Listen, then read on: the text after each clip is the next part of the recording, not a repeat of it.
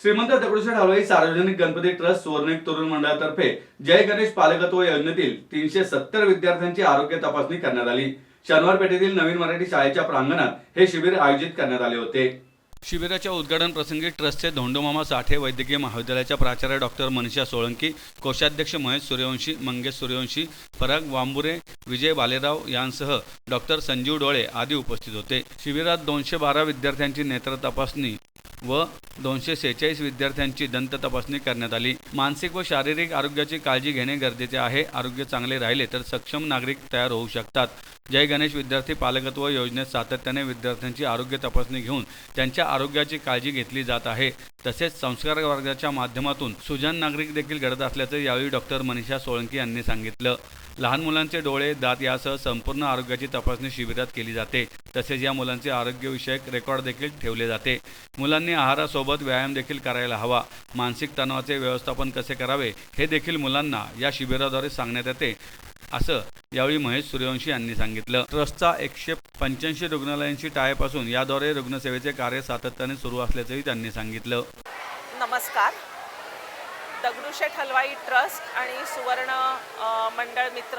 सुवर्णयुग मित्र मंडळ यांच्यातर्फे आजच्या आरोग्य शिबिरामध्ये मला सहभागी होण्याला मिळाले, याबद्दल मला खूप जास्त आनंद वाटतोय। विद्यार्थी पालकत्वाच्या या उपक्रमामध्ये गेली 15 वर्ष ही सर्व कार्यकर्ते सातत्याने काम करत आहेत।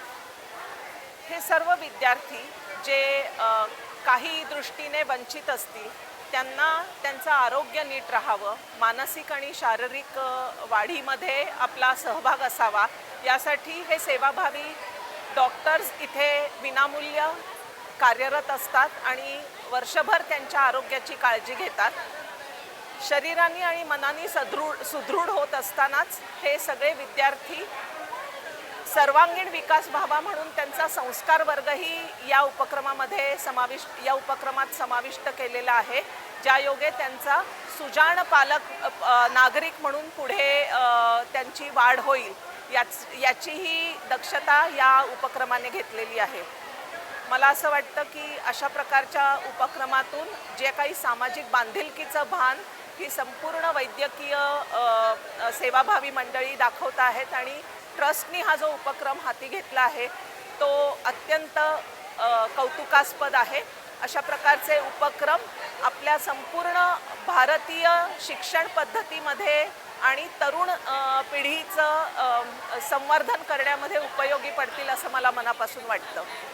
दगडूशेठ हलवाई ट्रस्टचे अनेक सामाजिक उपक्रम आहेत, त्यातला हा एक उपक्रम आहे आणि त्यांच्यासाठी मला असं म्हणावंसं वाटतं, विंदा करंदीकरांची कविता की देणाऱ्याने देत जावे, घेणाऱ्याने घेत जावे, घेता घेता एक दिवस देणाऱ्याचे हातच घ्यावे। असे देणारे हजारो हात जेव्हा अशा उपक्रमात समाविष्ट असतात तेव्हा हा उपक्रम नक्कीच पुढे फार मोठ्या प्रमाणात बदल घडवून आणेल असं मला मनापासून वाटतं। सर्व कार्यकर्त्यांचे, ट्रस्टचे आणि यामध्ये समाविष्ट असलेल्या सर्वांचे मनपूर्वक मला अभिनंदन करावेसे वाटते। नमस्कार, मी डॉक्टर संजीव डोळे। जय गणेश विद्यार्थी